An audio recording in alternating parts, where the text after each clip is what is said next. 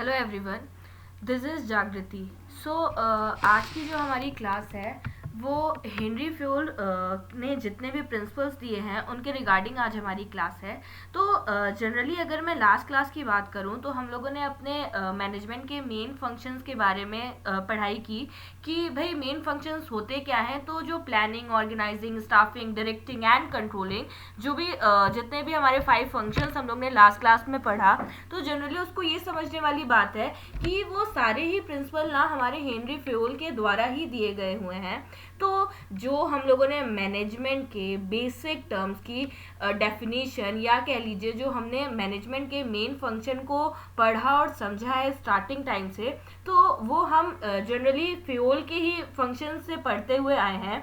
ठीक है। और उसके बाद ही उन्होंने कुछ रिलेटेड मैनेजमेंट से ही जनरल एडमिनिस्ट्रेशन के प्रिंसिपल हमें अलॉट किए, मतलब हमें बताए, जिनको अभी तक के पढ़ाई में हम यूज करते ही आ रहे हैं। जनरली उन्होंने 14 प्रिंसिपल दिए हुए हैं। ठीक है। शायद आपने अपने 12th अगर आपने कंप्लीट कर लिया तो आपने उसमें भी पढ़ा होगा, एंड अगर अभी आप 12th क्लास में हैं तो अभी पढ़ रहे होगे।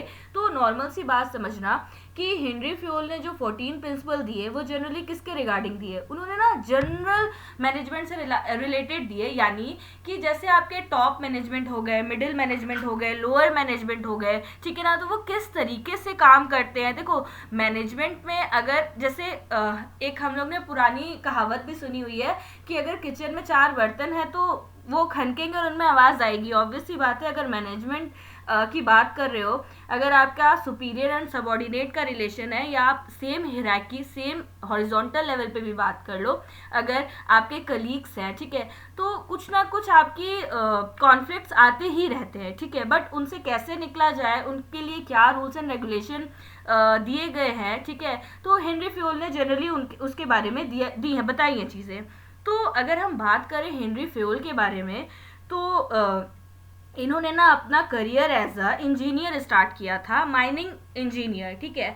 बट हुआ क्या, जब वहाँ वो इंजीनियरिंग की अपनी जॉब कर रहे थे तो उन्होंने अपने फर्म में देखा, जहाँ पे वो काम कर रहे थे ऑर्गेनाइजेशन में, कि बहुत सारी कमियां थी, बहुत सारी प्रॉब्लम्स जो हो रही थी वो फर्म में रेगुलर बेसिस पे होती आ रही थी। तो जब भी कोई प्रॉब्लम होती थी तो हेनरी फ्योल जी को बुलाया जाता था कि भाई मतलब इसको प्रॉब्लम को कैसे सॉल्व किया जाए। तो जब उन्होंने अपने फर्म में प्रैक्टिकली चीज़ों को समझा, देन प्रैक्टिकली समझ करके उन्होंने 14 प्रिंसिपल दिए, जिनको हम आज भी अपने नॉर्मल लाइफ कह लो।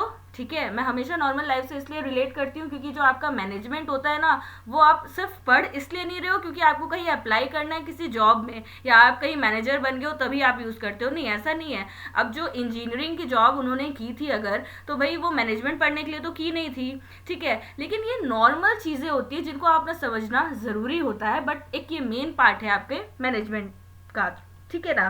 तो नॉर्मल सी बात समझते हैं कि अगर बात की जाए कि हेनरी फ्योल ने कौन से मेन 14 प्रिंसिपल दिए हैं, तो अगर हम हिरार्की वाइज, जैसा कि आप अभी देख सकते हो कि डिवीजन ऑफ वर्क है, अथॉरिटी एंड रिस्पॉन्सिबिलिटी है, डिसिप्लिन है, यूनिटी ऑफ कमांड है, unity of direction, alignment of interest, ठीक है, जिसको एक और नेम से जानते हो subordination of individual interest into general interest. ठीक है। देन है remuneration of employees, centralisation and decentralisation, scalar chain हो गया आपका, order, equity, stability of personnel, initiative and spirit de corps. तो जो अभी आपने हिरार्की से जो 14 प्रिंसिपल आपने सुने समझे, देखो इनको ना हम डीपली 1 बाय 1 समझते चलेंगे क्योंकि ये सारे ही प्रिंसिपल अपने एक टॉपिक में बहुत ब्रॉड है। ठीक है। कॉन्सेप्ट बहुत इनका ब्रॉड है, तो 1 बाय 1 हम समझते हैं इन्हें, एंड आज की हम क्लास में यूनिटी ऑफ कमांड तक ही समझेंगे। सो फर्स्ट वन मैं चूज कर रही हूँ, जो कि फर्स्ट आपका प्रिंसिपल है, जो कि है डिवीजन ऑफ वर्क। अच्छा, अगर मैं डिवीजन ऑफ वर्क की बात करूं तो जनरली अगर मैं आपसे एक सवाल पूछूं कि अगर आपको एक साथ 10 लकड़ियां दे दी जाए कि आप 10 लकड़ियों को एक साथ तोड़ दो, तो क्या वो पॉसिबल होगा? या ऑब्वियस सी बात है, नहीं। बट अगर मैं आपको कहूं कि 10 लकड़ियां, लेकिन आप 1 बाय 1 उन्हें स्टिक्स है उन्हें आप तोड़ो, तो शायद वो इन कंपैरिजन जब आप 10 स्टिक्स एक साथ तोड़ रहोगे तो उससे काफ़ी ईजी रहेगा आपके लिए। तो नॉर्मल सी बात है डिवीज़न ऑफ वर्क, यानी कि आप काम को छोटे छोटे पार्ट्स में डिवाइड कर दो। फॉर एग्जाम्पल अगर आपकी नॉर्मल लाइफ से मैं रिलेट करूँ इस चीज़ को कि एग्जाम के एक रात के पहले आपको अगर मान लो कि 14 चैप्टर खत्म करने हैं, तो ऑब्वियसली बात है that is a difficult task for everyone. But अगर वही आप क्या करो कि एग्जाम जब आपको पता है कि आने वाले हैं, तो आप 1 बाय 1 चैप्टर्स को कंप्लीट करो एंड लास्ट 2 नाइट के पहले आप 1 बाय 1 ही उनका रिवीजन करो। तो मेरे ख्याल से बेसिकली वो बहुत ज़्यादा क्लियर होएगा और उसमें जो इफेक्टिवनेस होगा आपका वो बहुत ज़्यादा बेहतर पोजीशन पे होगा। वैसे ही अगर मैं एग्जांपल लूँ, ठीक है, आपके बिजनेस से रिलेटेड नॉर्मल सी बात समझो कि अगर आप एक मालिक हो, ठीक है, एक बिजनेसमैन हो, ठीक है, और आप आपने शर्ट की कंपनी ओपन करके रखी हुई है, ठीक है, तो अगर आप एक ही पर्सन को शर्ट के कपड़े के कट के लिए रख रहे हो, देन उसे सिलाई के लिए रख रहे हो, देन वो उसमें बटन्स भी लगा रहे हैं, देन उसे आयरन भी कर रहा है, तो वो ना बहुत ही मैसअप हो जाएंगी चीज़ें, शायद एक पर्सन के लिए सारी चीज़ें एक साथ हैंडल करना, ठीक है। अगर मान लीजिए 4 पर्सन है ABCD, ठीक है, आप चारों से सेम पूरा काम करवा रहे हो, आई थिंक वो बहुत ज़्यादा टाइम कंज्यूमिंग हो जाएगा और उसमें मोनोपोली हो जाएगा, कोई काम करना नहीं चाहेगा, ठीक है। नॉर्मल सी बात समझ रहे हो। तो अगर आपने क्या किया है, अगर आपके 4 वर्क्स है मान लो शर्ट बनाने के लिए, तो आप कटिंग करने के लिए एक ही पर्सन को रखो, ठीक है, सिलाई के लिए दूसरे पर्सन को रखो, थर्ड पर्सन को बटन लगाने के लिए रख लो, ठीक है, या फिर और कुछ उसमें एक्स्ट्रा सिलाई हो उसके बारे में, या पॉकेट्स लगाने के लिए रख लो, फोर्थ पर्सन को आप आयरन के लिए रख लो। तो इससे क्या होगा, काम आपका डिवाइड हो जाएगा और साथ ही साथ जो पर्सन कपड़े कट कर रहा होगा, तो आप समझो कि उसका एक्सपीरियंस उसमें बहुत बेहतर हो जाएगा। उससे क्या होगा कि वो बेहतर अपने एक पोजीशन और उसका ना मतलब अपनी बेस्ट क्वालिटी पे आ जाएगा वो कटिंग्स में, और जो पर्सन बटन लगा रहा होगा उसके बेस्ट ऑप्शन पे आ जाएगा। तो इससे क्या होगा कि आपका टाइम जो है ना वो कम लगेगा कोई भी काम को करने में। अगर आप ही से एक ही काम 10 बार करवाया जाए, ठीक है, तो ऑब्वियस सी बात है वो आप इजीली कर लोगे आसानी से। तो जनरली डिपार्टमेंट्स बनाए जाते हैं, ठीक है, डिवीजन ऑफ वर्क, यानी डिपार्टमेंट डिफरेंट बनाए जाते हैं कि आपको काम किस तरीके से करना होगा, ठीक है। जब आपने डिफरेंट डिपार्टमेंट बनाए तो डिपार्टमेंट बनाने से एक चीज़ इजी क्या होती है कि किसको कौन सा काम करना है बहुत ही इजीली स्पेसिफाइड रहेगा, और क्या होता है जो सुपीरियर और सबॉर्डिनेट के बीच में ना जो कॉन्फ्लिक्ट होने के चांसेस होते हैं वो काफ़ी कम हो जाते हैं। अब जैसे ऑटोमेटिक अगर डिवीजन ऑफ वर्क आप समझ रहे हो कि अगर मान लो कि मैंने कोई काम एक ग्रुप में सौंप दिया है कि ये काम ना इस ग्रुप को करना है पर्टिकुलरली, ठीक है, और मैंने स्पेसिफाई उसमें नेम्स नहीं किए हैं, तो अगर मैं अगली बार जब उनसे काम मांगने जाऊंगी ना कि कंप्लीट हो गया, तो वो बोलेंगे अरे मुझे तो लगा बी कर रहा था, बी बोलेगा अरे मुझे तो लगा सी कर रहा था, फिर ऐसे एक दूसरे पे ट्रांसफर होगा। बट अगर मैं काम को डिवाइड कर दूं कि ये ए को करना है, ये बी को करना है, ये सी को करना है, ये डी को करना है, तो इससे इजी क्या रहेगा, जब सुपीरियर पूछने जा रहा है एज अ पर्सन, तो इजिली उसे कन्वे हो पाएगा कि वो काम हुआ है या एग्जैक्टली नहीं हुआ है, ठीक है। तो ये जनरली आपका डिवीजन ऑफ वर्क आप अभी समझ रहे हो, ठीक है। देन आपका नेक्स्ट क्या है, अगर आप इसके डेफिनेशन को समझो, the separation of a work process into a number of tasks with each task performed by a separate person or group of person। तो जनरली अगर मैं बात करूं कि जैसे कि अभी हम लोग ने डेफिनेशन को रीड किया हाँ, तो नॉर्मल सी बात समझना कि अगर मैं सारे एक पूरे वर्क को छोटे छोटे टास्क में अगर डिवाइड कर दूं, और हर जैसे आप अभी ये डायग्राम अगर आप देख रहे हो, ठीक है, तो आप इससे नॉर्मली एक बात समझ रहे होगे कि हर एक मेन सुपीरियर है, ठीक है, मेन हेड है, ठीक है, आप इसे टॉप लेवल भी समझ सकते हो, ये आप मिडिल लेवल समझ लो, ठीक है, और आप ये लोअर लेवल समझ लो। तो देखो नॉर्मल सी बात समझना, ये जो मेन टॉप पोजीशन पे पर्सन है ये क्या करेंगे, इन सबको काम सौंपेंगे, ठीक है ना, ये इन सबको काम बता रहे कि क्या क्या काम करना है, और ये लोग जो मिडिल लेवल पे हैं जो कि हैंडल कर रहे हैं लोअर लेवल को, ठीक है, तो नॉर्मल सी बात समझना, ये किसे गाइड करेंगे, इन लोगों को, यानी अपने सबॉर्डिनेट्स को। तो होगा क्या इससे, अब जैसे मान लेते हैं फॉर एग्जांपल कि जो फर्स्ट है आपका वो परचेज डिपार्टमेंट है, ये क्या है, परचेज डिपार्टमेंट,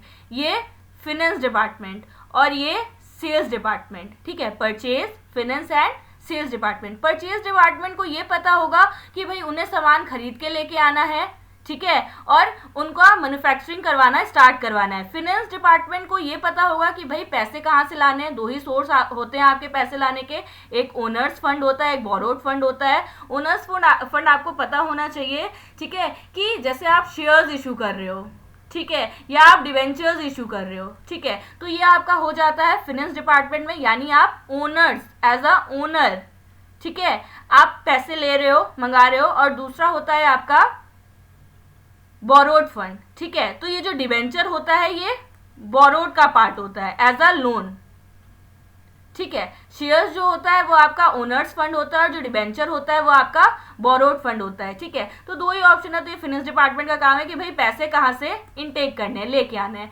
देन है आपका थर्ड, हम लोग ने डिपार्टमेंट पढ़ा सेल्स डिपार्टमेंट। अब ये डिफरेंट प्रमोशनल टेक्निक यूज करते हैं कि क्या स्ट्रेटजीज यूज की जाए जिससे जो मेरा है सामान वो काफी ज्यादा बिके, ठीक है ना। तो जनरली अगर आप इन्हें डीपली समझने बैठते हो तो अगर एज अ बिजनेस के बारे में, तो नॉर्मली बात समझना, डिपार्टमेंट बनाने से ये इजी हो जाएगा टॉप मैनेजमेंट को कि भाई मुझे इंफॉर्मेशन किससे किससे क्या क्या कलेक्ट करनी है, ठीक है। इनसे सेल्स के बारे में इंफॉर्मेशन लेनी है, इनसे किसके बारे में लेनी है, फिनेंस के बारे में, और इनसे किसके बारे में लेनी है, परचेज के बारे में।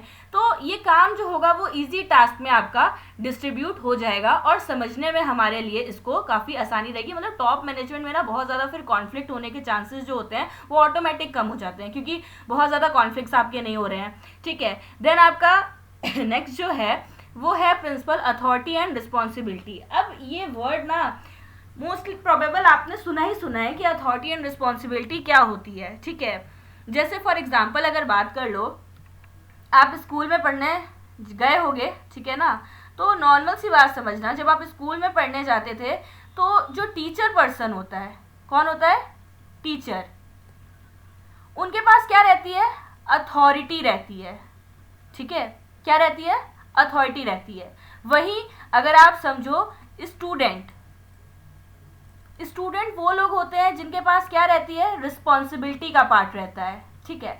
अब रिस्पॉन्सिबिलिटी अगर आपको जनरली समझनी है तो एज आप अपनी स्टूडेंट लाइफ अगर आप रिकॉल कर लो, याद कर लो, तो टीचर्स क्या देते हैं आपको, होमवर्क दिया है मान लो, ठीक है, बिजनेस स्टडीज वाली मैम है, उन्होंने होमवर्क दे के रखा हुआ है स्टूडेंट्स को, ठीक है। तो ऑब्वियस सी बात है अगर मैम होमवर्क दे रही हैं तो नेक्स्ट डे वो पूछेंगी भी कि बेटा होमवर्क किया कि नहीं किया, ठीक है। अब ये जो पूछने का हक है वो किसके पास है, जो जिसके पास अथॉरिटी है, और रिस्पॉन्सिबल वो पर्सन होगा जो कि रिस्पॉन्सिबिलिटी के पोजीशन में रहेगा। एक और वर्ड है इसका, ठीक है, जो इसी के साथ जुड़ा हुआ है, शायद आप लोगों ने सुना होगा, अकाउंटेबिलिटी। क्या है, अकाउंटेबिलिटी। जनरली जिसका इसका मीनिंग क्या होता है ना, अगर प्योर हिंदी में आप समझो, और ये रिलेट रिस्पॉन्सिबिलिटी से करता है, यानी जिस पर्सन को रिस्पॉन्सिबिलिटी दी गई है उससे रिलेट करता है, ठीक है। तो अब नॉर्मल सी बात अगर आप समझ रहे हो, अकाउंटेबिलिटी का मीनिंग ही क्या होता है कि जवाबदेही। क्या है, जवाबदेही, यानी इसका प्योर हिंदी ये कह रहा है कि वो पर्सन रिस्पॉन्सिबल है, ठीक है, तो वही पर्सन अकाउंटेबल भी होगा। यानी अगर टीचर ने होमवर्क दिया है कि बेटा फर्स्ट और सेकंड चैप्टर आपको कंप्लीट करके आना है एज अ रिवीजन, तो आप रिस्पॉन्सिबल भी हो और आप उस चीज़ के लिए अकाउंटेबल भी हो। तो जनरली ये जो अथॉरिटी एंड रिस्पॉन्सिबिलिटी का रिलेशन होता है ना, वो एक हिराकी में चलता है। हिराकी आपने पढ़ी होगी, टॉप, मिडिल एंड लोअर। तो जो ये अथॉरिटी होती है वो टॉप टू बॉटम वर्क करती है। क्या, टॉप टू बॉटम, ठीक है, और जो रिस्पॉन्सिबिलिटी है वो बॉटम टू टॉप वर्क करती है। देखो नॉर्मल सी बात समझो कि ये जो टॉप लेवल पे पर्सन है, ठीक है, वो काम सौंपेंगे मिडिल और लोअर लेवल वालों को, जो कि मिडिल लेवल वाले ही लोअर लेवल वालों को कन्वे करेंगे, और लोअर लेवल वाले काम कंप्लीट करके मिडिल लेवल को सौंपेंगे और मिडिल लेवल वाले टॉप लेवल को सौंपेंगे।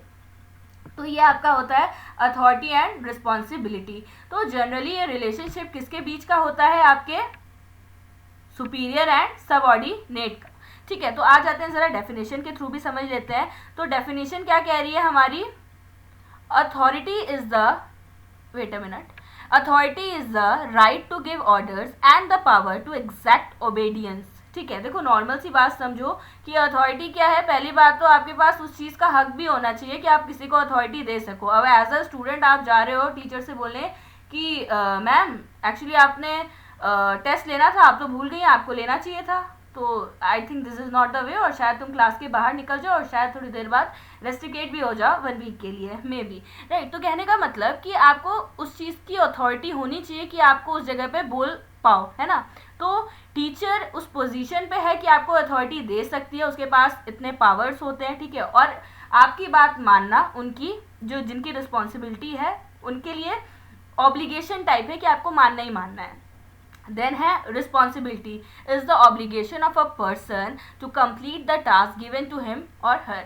ठीक है, जिस भी पर्सन को काम दिया गया है वो उसे करेक्ट टाइम पे कंप्लीट करके देंगे। तो जनरली ये जो अथॉरिटी एंड रिस्पॉन्सिबिलिटी होता है वो आपका बहुत ही ब्रॉड पॉइंट है समझने के लिए, बट अगर आप नॉर्मली अपने स्कूल लाइफ से कनेक्ट कर लो या अपने कॉलेज लाइफ से कनेक्ट कर लो तो बहुत आसान सा है समझने के लिए कि generally authority and responsibility exactly है क्या। ठीक है ना, तो मेरे ख्याल से इस पॉइंट में आपको कोई प्रॉब्लम नहीं होगा। और थर्ड जो आपका हम लोगों ने प्रिंसिपल पढ़ा है फ्यूल का, वो वही है जिसकी सबसे ज़्यादा कमी आप सब एज अ स्टूडेंट में हम देख पाते हैं। ठीक है ना, मतलब देखने में ईजिली आपको फाइंड आउट हो जाता है। तो शायद आधे लोगों ने, मैं अगेन कहूँगी, गेस कर लिया होगा कि किसकी बात हो रही है। तो हाँ, बिल्कुल आप सही हो, डिसिप्लिन की बात हो रही है। अब एज अ स्टूडेंट मैं आपकी बात कर लूँ तो शायद डिसिप्लिन की काफ़ी कमी काफ़ी सारे स्टूडेंट्स में रहती है। ठीक है, तो नॉर्मल सी बात समझो, डिसिप्लिन है क्या? एक एडिकेट है कि अगर आप क्लास में बैठे हुए तो आप च्युइंगम नहीं खाओगे। ठीक है, कई बच्चे खाते हैं, राइट। तो कहने का मतलब वो आप क्या कर रहे हो कि आप वो डिसिप्लिन का जो एक मैनर्स का कह लो या डिसिप्लिन का कह लो, आप उसे क्या कर रहे हो, ब्रेक कर रहे हो। तो मैनेजमेंट में जैसे आप एक फर्म में काम कर रहे हो तो डिसिप्लिन क्या है कि जो आपका एम्प्लॉय और एम्प्लॉयर रिलेशनशिप है, यानी अगर एम्प्लॉयर आपको कोई काम कह रहा है तो आप सामने से अनदेखा नहीं कर सकते हो, आप चीज़ों को इग्नोर नहीं कर सकते हो और उसे आपको ऑप्ट करना ही करना पड़ेगा। क्योंकि एक बात समझना, अगर आपका डिसिप्लिन सही वे में मेंटेन नहीं है तो आप कभी भी ना तो खुद एक बेटर पोजीशन पे पहुंच पाओगे, ना तो अपने फर्म को किसी बेटर पोजीशन पे कभी भी पहुंचा पाओगे। अब आप सुबह अगर मान लो 1 बजे उठ रहे हो, ठीक है, आप सोने का आपका कोई टाइम नहीं है, ठीक है, कोई डिसिप्लिन नाम की चीज़ नहीं है, तो ऑब्वियस सी बात है वो आपके हेल्थ पे अफेक्ट करेगा। नंबर 1, वो आपके जो आप भी कोई भी वर्क करना चाहते हो आगे उस पर अफेक्ट करेगा। क्योंकि फ्यूचर में अगर आपको कहीं जॉब के लिए जाना पड़ा या कॉलेज के लिए जाना पड़ा तो भाई ऑब्वियस सी बात है आपकी तो आदत पड़ी हुई है 1 बजे जागने की। ठीक है, तो नॉर्मल सी चीज़ है कि डिसिप्लिन को ना आपको हमेशा अपने अंदर लेके चलना होगा।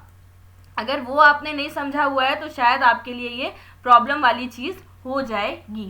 तो नॉर्मल सी बात, अगर मैं इसकी डेफिनेशन भी पढ़ूँ कि डिसिप्लिन है क्या, this principle state that discipline is required for any organisation to run effectively. In order to have disciplined employees, managers need to build a culture of mutual respect. अब ये वर्ड म्यूचुअल रिस्पेक्ट आया तो ज़रूर है, लेकिन इसको समझने वाली बात है कि आखिर ये म्यूचुअल रिस्पेक्ट होता क्या है। म्यूचुअल रिस्पेक्ट ये है कि अगर फर्म में एम्प्लॉयर और एम्प्लॉय का रिलेशनशिप है, कौन है ये, एम्प्लॉयर है, ठीक है, जो एरो इस साइड को दिखा रहे हैं, और ये सारे जितने भी हैं वो एम्प्लॉय हैं। क्या है, एम्प्लॉय हैं।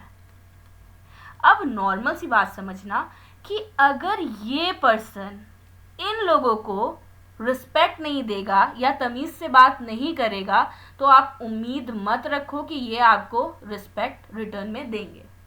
ठीक है, तो कहने का मतलब अगर आप अपने सबॉर्डिनेट के साथ मैनर्स के चीज़ें नहीं शो कर रहे हो, ठीक है, आप उनसे कह रहे हो चल काम कर, तो बेसिकली आपके एडिकेट्स नहीं होंगे और वो काम करने को तैयार नहीं होंगे। देखो हमने स्टार्टिंग से समझा है, चाहे कोई पोजीशन बड़े पे हो या छोटे पे हो, जैसे जनरल आप भी अगर किसी जो कुछ लोअर काम कर रहे हैं, ठीक है, जो अपने फैमिली को रन कर रहे हैं, देखो कोई भी काम छोटा या बड़ा नहीं होता, ऑब्वियसली आप सारे ही लोग जानते हो। तो अगर मान लो कि आपसे कोई एक पोस्ट नीचे है तो आप उनको गंदे तरीके से बात नहीं कर सकते हो, तो आप जिस तरीके से काम उनसे करवाओगे वैसे ही वो काम करेंगे। तो ये देखो दोनों के तरफ से ही एक रिलेशनशिप होता है, ठीक है ना, कि आप उसको किस तरीके से बिल्ड करते हो कि आपके बीच में बहुत ज़्यादा कॉन्फ्लिक्ट्स ना हो, आप उनको किस तरीके से काम करवा सकते हो। देखो लीडर वो नहीं होता है जो एक हंटर के दम पे काम करवाए, ठीक है।